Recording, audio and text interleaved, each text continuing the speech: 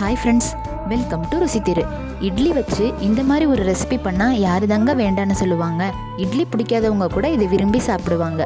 ஆமாங்க, இன்றைக்கி fried idli egg masala தாங்க செய்ய போகிறேன். எப்படி பண்ணுறதுன்னு பார்த்துடலாமா? அதுக்கு ஒரு 3 இட்லி எடுத்திருக்கேன். இதை குட்டி குட்டி பீசஸாக கட் பண்ணி எடுத்துக்க போகிறேன். இப்போ நான் எல்லா இட்லியுமே கட் பண்ணி எடுத்துட்டேன். இப்போ ஒரு பேனில் எண்ணெய் வச்சு எண்ணெய் நல்லா காஞ்சதுக்கப்புறமா இந்த இட்லி எல்லாத்தையுமே இதில் நான் மாற்றிக்கிறேன். இப்போ 2 சைடும் திருப்பி விட்டு நல்லா கோல்டன் ப்ரௌன் ஆகிற வரைக்கும் ஃப்ரை பண்ணிக்கணுங்க. இப்போ பாருங்கள், நமக்கு நல்லா பொன்னிறமாக செவந்து வந்துருச்சு. இதை தனியாக எடுத்து வச்சுக்கலாம்.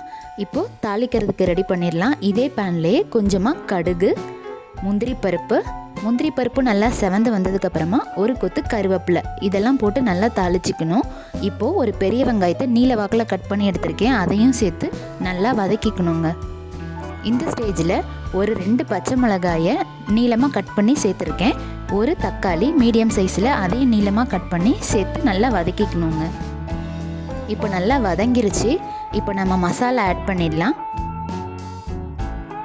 1/2 டீஸ்பூன் சிக்கன் மசாலா, 1/2 டீஸ்பூன் உப்பு, இது எல்லாத்தையும் போட்டு நல்லா பச்சை வாசனை போகிற அளவுக்கு வதக்கிக்கிறேங்க.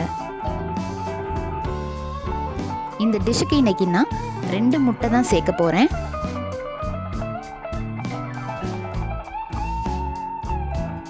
இப்போ முட்டை சேர்த்து நல்லா ஒரு 75% வரைக்கும் நம்ம குக் பண்ணிக்கணுங்க.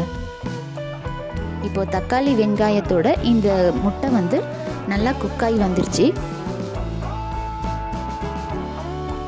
நமக்கு இந்த மாதிரி இருக்கணும். இப்போது ஃப்ரை பண்ண இட்லியை இதில் மாற்றி நல்லா ஸ்லோ ஃப்ளேமில் வச்சு இதை 2 பக்கமும் திருப்பி விட்டு வேக வச்சு எடுத்துக்கலாங்க.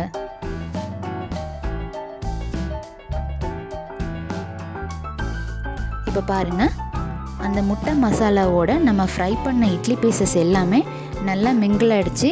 இப்போ நல்லா வெந்து வந்துருச்சு. அவ்வளோதாங்க. நம்ம இது மேலே கொஞ்சமாக கொத்தமல்லி தூவி இறக்கணும்னா நம்மளோட fried egg masala idli ready ஆகிடுச்சு. இந்த டிஷ்ஷை உங்களுக்கு பிடிச்சிருந்தா லைக் பண்ணுங்கள், ஷேர் பண்ணுங்கள், சப்ஸ்கிரைப் பண்ணுங்கள். நான் நெக்ஸ்ட் வீடியோவில் சந்திக்கிறேன் ஃப்ரெண்ட்ஸ்.